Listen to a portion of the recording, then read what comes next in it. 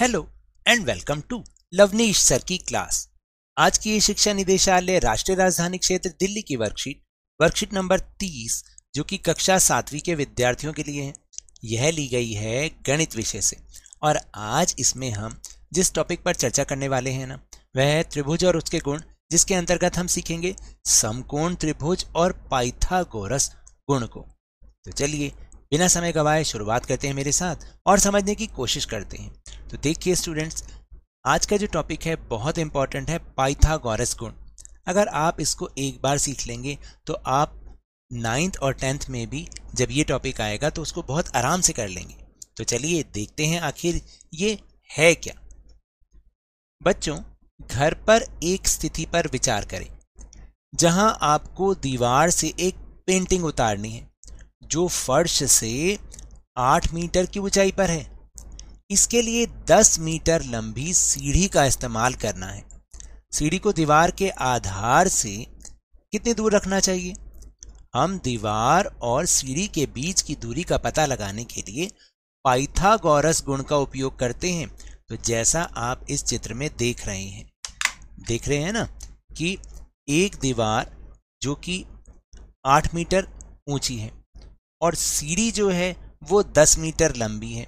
तो हम उसको दीवार के आधार से कितनी दूरी पर रखें कि वो पेंटिंग बहुत आराम से उतर जाए। और अगर आप ध्यान से देखोगे तो जो ये आकृति बन रही है, जैसे आपने त्रिभुज तो पढ़ा ही है, ये आकृति क्या बन रही है? ये आकृति बन रही है एक समकोण त्रिभुज की, है ना। समकोण याद रखना, जब भी ये एल शेप आती है जो मैंने अभी आपको बना के दिखाई, तो ये जो कोण बनता है ये बनता है 90 डिग्री का, और हम इसको कहते हैं, क्या कहते हैं? समकोण त्रिभुज। ठीक है, तो हम जो है इसमें पाइथागोरस गुण का उपयोग करते हैं। अब ये पाइथागोरस गुण है क्या? चलिए एक बार देख लेते हैं। 6ठी शताब्दी ईसा पूर्व में एक यूनानी दार्शनिक पाइथागोरस ने समकोण त्रिभुज से संबंधित पाइथागोरस गुण के बारे में जानकारी दी थी। समकोण त्रिभुज में समकोण के विपरीत भुजा को कर्ण कहते हैं। तो जो ये समकोण मैंने अभी आपको दिखाया, ये जो समकोण बन रहा है, जो इसके विपरीत भुजा है, यानी कि ये वाली भुजा, देख रहे हैं ये वाली भुजा, इसको हम कहते हैं कर्ण। क्या कहते हैं? कर्ण। याद रखना कि समकोण के विपरीत भुजा को हम कर्ण कहते हैं। तो इस प्रकार पाइथागोरस गुण के अनुसार कर्ण पर बने वर्ग का क्षेत्रफल वो किसके बराबर होता है? अन्य दो भुजाओं के वर्गों के क्षेत्रफल का योग उसके बराबर होता है। यानी जो कर्ण पर जो वर्ग बना हुआ है, देखिए क्षेत्रफल हम हमेशा वर्ग में निकालते हैं। तो इसका मतलब ये है कि अगर मैं आपको इस चित्र में दिखाऊं, आप ध्यान से देखना, इस चित्र में जो ये आकृति क्या बन रही है? ये आकृति समकोण बन रही है, और इसकी विपरीत भुजा कौन सी है? वो है ये वाली। तो ये हुआ कर्ण, ठीक है, ये क्या हुआ? कर्ण। और ये क्या है? ये भुजा है, दोनों भुजा हैं इसकी। तो हमारे पास फॉर्मूला क्या निकल के आएगा? कर्ण का वर्ग बराबर होता है भुजा का वर्ग, एक भुजा का वर्ग जमा दूसरी भुजा का वर्ग, इन दोनों के योग के बराबर होता है। और अगर हम इसको देखें, इंग्लिश में देखें, ये जो C है, हमने माना ये क्या है? C है, और ये एक साइड हो गई और ये एक साइड हो गई। तो इसका फॉर्मूला क्या बन जाएगा? C² = A² + B²। ठीक है, तो और ये भी याद रखना है कि समकोण त्रिभुज की जो सबसे लंबी भुजा होती है वही कर्ण होती है, और सबसे लंबी भुजा यही वाली होती है। तो आइए इसको एक उदाहरण की मदद से भी समझते हैं। तो ये है वो उदाहरण। जैसे मान लीजिए एक त्रिभुज की भुजाएं 3 सेंटीमीटर, 4 सेंटीमीटर और 5 सेंटीमीटर लंबी है। तो ज्ञात कीजिए कि क्या यह त्रिभुज समकोण त्रिभुज होगा। तो इसका हल क्या है? देखिए, क्योंकि हमें पता है जो 5 सेंटीमीटर है वो सबसे लंबी भुजा है, यानी 5 सेंटीमीटर बड़ी, सबसे लंबी, फिर उससे छोटी 4 सेंटीमीटर और उससे छोटी 3 सेंटीमीटर। तो जो सबसे बड़ी भुजा है वो क्या होगी? कर्ण होगी, यानी कि 5 सेंटीमीटर। और कर्ण का वर्ग क्या होगा? 5 सेंटीमीटर का वर्ग यानी 5 सेंटीमीटर गुणा 5 सेंटीमीटर। ठीक है, वो हो जाएगा 25 सेंटीमीटर का वर्ग, 25 सेंटीमीटर वर्ग। ठीक है, अब अन्य दो भुजाएं हैं, जैसे 4 सेंटीमीटर उसका वर्ग ले लेंगे और जो उससे अगली भुजा है वो 3 सेंटीमीटर उसका वर्ग, और इन दोनों को हम जोड़ देंगे। तो इस 4 सेंटीमीटर का वर्ग का मतलब हो गया 16 सेंटीमीटर वर्ग, और 3 सेंटीमीटर का मतलब हो गया 9 सेंटीमीटर, यानी 3 गुना 3 और 4 गुना 4। इन दोनों को आपस में हमने जमा किया, वो आया 25 सेंटीमीटर वर्ग, और जो कर्ण का वर्ग था वो भी। तो अतः कर्ण का वर्ग बराबर अन्य दो भुजाओं के वर्गों के योग, यानी ये। तो इसका मतलब यह समकोण त्रिभुज होगा, क्योंकि दोनों साइड क्या आ गई, बराबर आ गई ना। अगर ये बराबर होती हैं तभी समकोण त्रिभुज बन पाएगा, वरना नहीं बन पाएगा। इसको आप अच्छे से याद कर लेना। अतः यह एक समकोण त्रिभुज होगा। और नोट करने वाली बात क्या है कि यदि कर्ण का वर्ग अन्य दो भुजाओं के वर्गों का योग है, योग नहीं होता है, देखिए यहाँ पे थोड़ा सा मिसप्रिंट है, यदि कर्ण का वर्ग अन्य दो भुजाओं के वर्गों के योग नहीं है, अगर नहीं है तो वह समकोण त्रिभुज भी नहीं होगा। अगर दोनों साइड इक्वल आ जाती हैं, यानी कर्ण का वर्ग बराबर हो जाता है अन्य दो भुजाओं के वर्गों के योग के बराबर, तभी समकोण त्रिभुज होगा, वरना नहीं।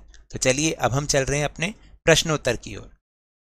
तो सबसे पहला प्रश्न है कि पाइथागोरस गुण द्वारा शुरू में दी गई स्थिति का हल खोजें। जो शुरू में स्थिति हमें दी गई थी ना कि 8 सेंटीमीटर ऊंची दीवार है और 10 मीटर लंबी सीढ़ी है, और हमें ये पता लगाना है कि दोनों के बीच की दूरी कितनी है, तो उसको हमें पाइथागोरस गुण से हल करना है। तो चलिए करने का प्रयास करते हैं।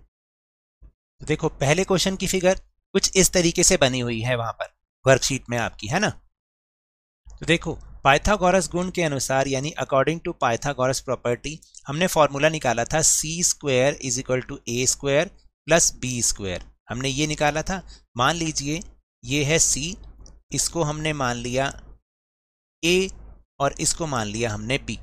अब वैल्यूज को लगाओ, तो c² कितना होगा, 10 मीटर का स्क्वायर, और a क्या है, 8 मीटर का स्क्वायर, प्लस b हमें पता ही नहीं है तो उसको हमने ऐसे ही रख दिया।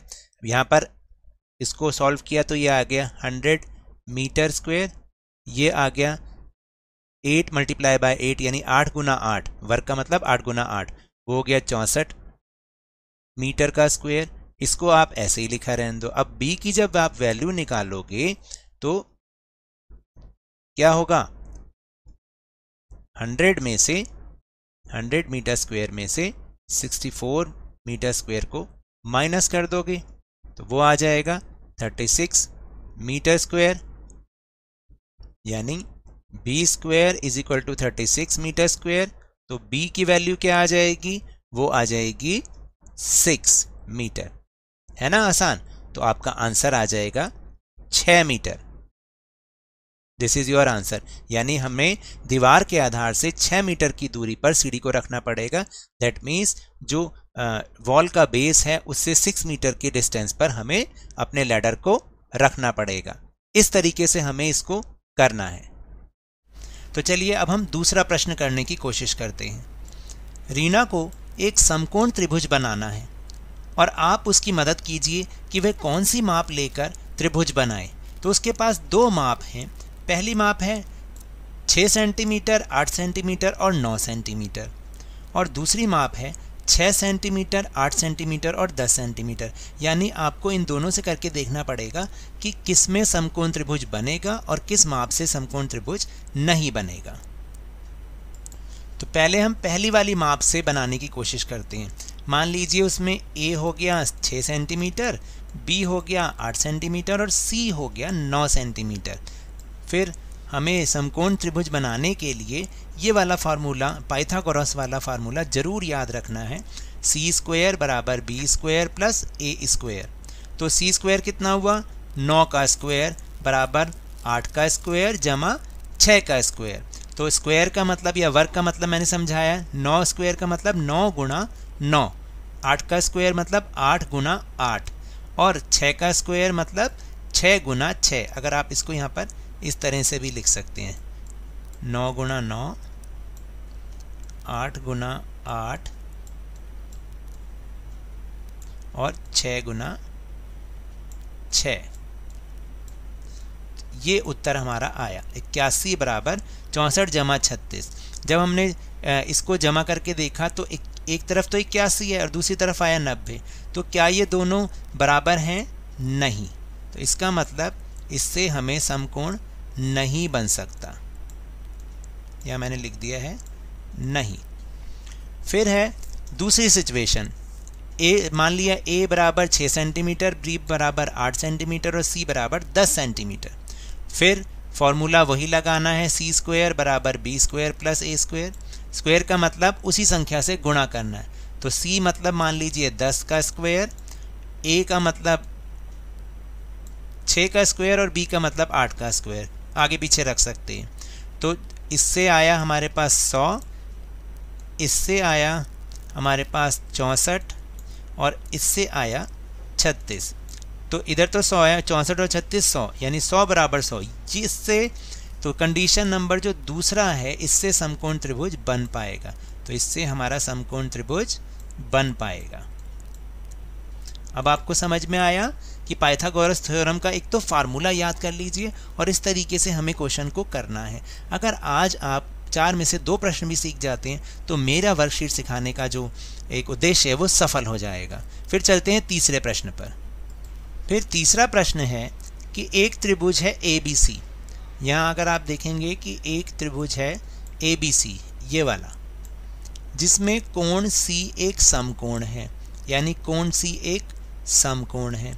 यदि AC 5 है, AC हो गया ये वाला, यदि AC 5 सेंटीमीटर है और AB 13 सेंटीमीटर है, ये हो गया AB, यहाँ से लेकर यहाँ तक ये हो गया AB 13 सेंटीमीटर है, तो BC की लंबाई ज्ञात कीजिए, यानी आपको इसकी लंबाई पता लगानी है। तो अब देखिए कैसे होगा, बिल्कुल वैसे ही होगा जैसे अभी हमने पीछे वाले क्वेश्चन किए। हमें पता है कि समकोण त्रिभुज में जो फार्मूला लगता है वो लगता है सी स्क्वायर बराबर ए स्क्वायर जमा बी स्क्वायर। अब हम त्रिभुज के हिसाब से लिखेंगे तो सी का मतलब हो गया, इसका मतलब हो गया ये वाला, यहाँ पर ऐसे, इसका मतलब हो गया AC का स्क्वायर और B का मतलब हो गया BC का स्क्वायर, जिसको हमें निकालना है।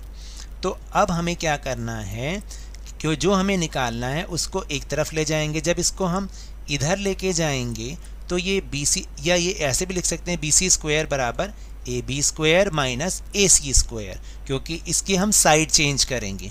तो BC स्क्वायर हो गया 13 का स्क्वायर माइनस 5 का स्क्वायर। 13 का स्क्वायर का मतलब 169 और 5 का स्क्वायर का मतलब 25, यानी 13 को 13 से गुना, 5 को 5 से गुना, तो उत्तर आया 144। अब BC का स्क्वायर, तो स्क्वायर हटाने के लिए BC जब निकालेंगे तो ये 12 बन जाएगा, 12 सेंटीमीटर, क्योंकि 12 गुणा 12 कितना होता है 144। इस तरीके से हम इसका उत्तर निकालेंगे। फिर प्रश्न नंबर 4 है, चित्र में पतंग उड़ाने वाले धागे की लंबाई ज्ञात कीजिए जबकि ज़मीन से पतंग की ऊंचाई 40 मीटर व जया से पतंग की दूरी 30 मीटर है। तो हम इस तरह से एक आकृति बना के समझ लेते हैं कि देखिए पतंग जो है वो कितनी है, 40 मीटर ऊंची है, और जया से पतंग की दूरी, मान लीजिए यहाँ पर अगर जया है तो जया से पतंग की दूरी जो है वो है 30 मीटर। ठीक है, ये हो गया 30 मीटर। अब हमें धागे की लंबाई निकालनी है, हमें इसकी लंबाई निकालनी है।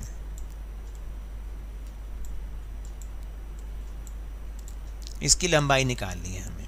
तो हमें ये हमेशा ये पता होता है कि जो फार्मूला लगेगा वो यही लगेगा, सी स्क्वायर बराबर ए स्क्वायर जमा में बी स्क्वायर। अब इसको हम जब त्रिभुज के हिसाब से लिखेंगे तो वो बन जाएगा AC स्क्वायर, C की जगह AC बन जाएगा, A की जगह AB स्क्वायर और B की जगह BC स्क्वायर बन जाएगा। इस तरह से हमें फॉर्मूला बनाना है। तो AC हमें निकालना है, अभी अभी हमने देखा। तो AB कितना है 30, यानी 30 का वर्ग, और बी सी कितना है, वो है 40 का वर्ग। तो अब इनका हमें वर्ग निकालना है। 30 का वर्ग मतलब 30 गुणा 30 बन गया 900। 40 गुणा 40 बन गया 1600। तो उत्तर आया 2500। तो AC स्क्वायर जब आया वो है 2500। तो हम इसको वर्ग हटाएंगे। अब हम इसका वर्ग हटाएंगे। तो जब हम वर्ग हटाते हैं तो ये इस तरह से भी लिख सकते हैं। तो AC आ गया 50 मीटर। ये हमारा उत्तर हुआ। तो इस तरह से ये वर्कशीट करनी है। तो अगर मेरे इस तरह समझाने से आपको थोड़ा सा भी समझ में आया हो तो इस चैनल को ज़्यादा से ज़्यादा सब्सक्राइब कीजिए, लाइक कीजिए और बहुत ज़्यादा शेयर भी कीजिए। और हाँ, मेरे साथ इसी तरह वर्कशीट को समझते रहिए, लेकिन ध्यान और मन लगाकर पूरी मेहनत के साथ पढ़ते रहिए। और अगर आपको कोरोना वायरस से बचना है ना, तो मास्क जरूर पहनिए, क्योंकि जब तक कोई दवाई नहीं तब तक कोई ढिलाई नहीं। धन्यवाद।